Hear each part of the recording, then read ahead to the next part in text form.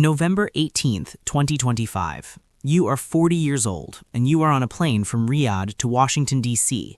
Your fiancée, Georgina, is beside you. She is taking photographs of the clouds outside the window and posting them to Instagram. The caption says nothing specific. It does not need to. 260 million people follow her.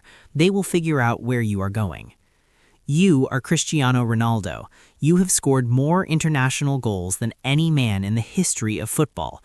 You have won 5 Ballon d'Or awards. You have won league titles in England, Spain, and Italy. You have played in 5 World Cups. You are the first footballer in history to become a billionaire. And tomorrow night, you will sit in the East Room of the White House, a few seats away from the President of the United States and the Crown Prince of Saudi Arabia, in a room that also contains Elon Musk and Tim Cook, and somehow you will still be the person everyone is talking about. But that is tomorrow. Right now, the plane is crossing the Atlantic and the cabin is quiet, and you are thinking about a conversation you had a few weeks ago on a television set in Riyadh, sitting across from Piers Morgan, being asked about Donald Trump. You did not hesitate. He is one of the guys who can help change the world, you said, if it is here or in the United States, wherever he wants. I wish one day to meet him because he is one of the guys who can make things happen, and I like people like that. The clip circulated immediately. By the time you landed from that interview, the requests had already started moving through the channels that requests like this move through.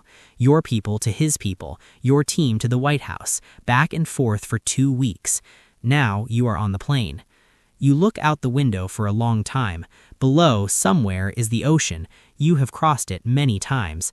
The first time you crossed it, you were 17 years old, with 1 bag and a broken zip and a number 7 shirt waiting for you in Manchester. That was 23 years ago. You have been crossing oceans ever since. November 19th, 2025, Washington, D.C. The White House is not what you expected, and also exactly what you expected.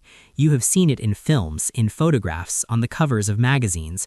You have seen it on television in the background of press conferences and state dinners. Seeing it in person is different. It is older than it looks on screen. The white stone has a texture to it. The lawn is very green. There are men standing at intervals around the perimeter who do not look at anything in particular and see everything. You walk in with Georgina. There are cameras at every angle. You are wearing a dark suit. She is wearing something that will be written about in fashion columns tomorrow morning. You are used to being watched. You have been watched since you were 17 years old on a pitch in Lisbon. You do not adjust your posture or your expression. You walk the way you always walk. The Oval Office is smaller than it looks on television. That is the first thing you notice. The second thing you notice is Trump. He is taller than you expected. He extends his hand and you shake it, and he grins at you the way people grin when they have been looking forward to something. He says something. You smile. The cameras capture it from every angle. Someone from the White House communications team is counting the frames. You stand in the Oval Office with the President of the United States, and you hold a key to the White House, a small golden key, ceremonial. You turn it over in your hand once. You hold it up for the photograph. The White House official account will post this image within the hour. The caption will read, 2 goats, CR7X45/47. It will get 3 million likes before midnight. Trump takes you on a walk through the White House grounds. Georgina is with you. The 3 of you move through corridors and past rooms that most people will never enter. At some point, Trump says something to you that makes you laugh. A real laugh, not a polite one. The cameras catch it. Nobody hears what he said. The video circulates for days with people guessing. That evening, the dinner.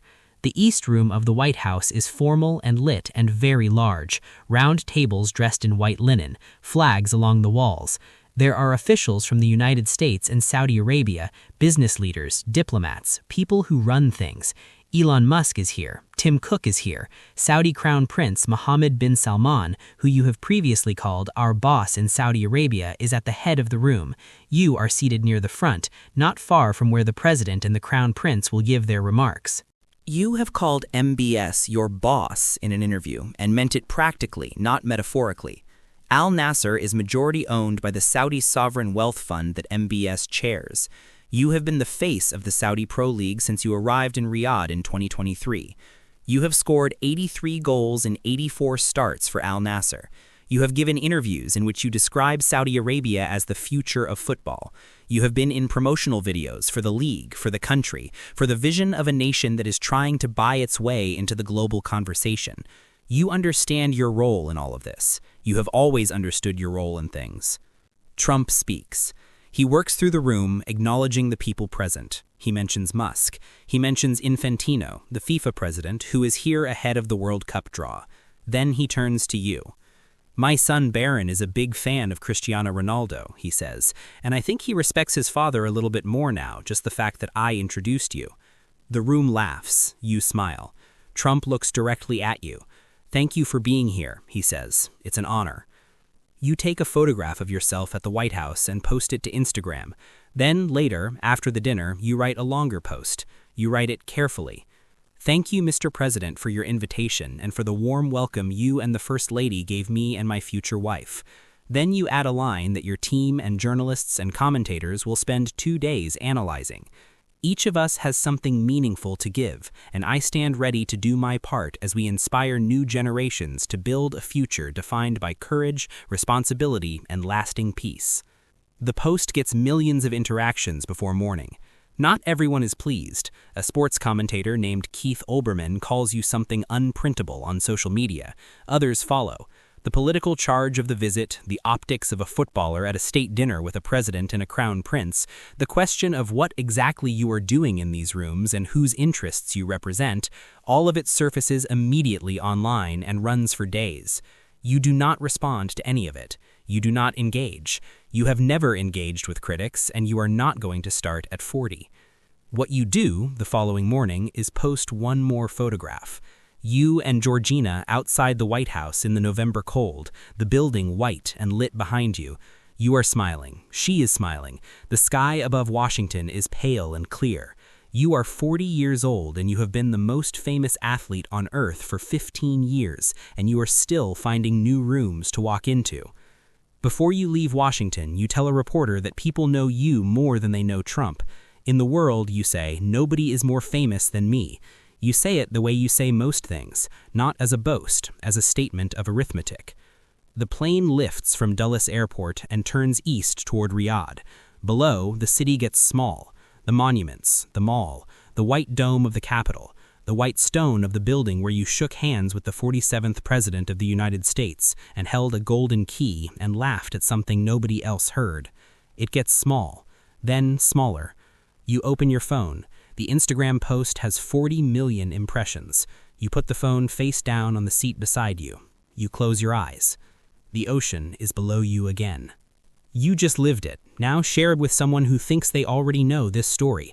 Like the video, drop a comment telling us whose story you want next, and subscribe. We'll see you in the next one.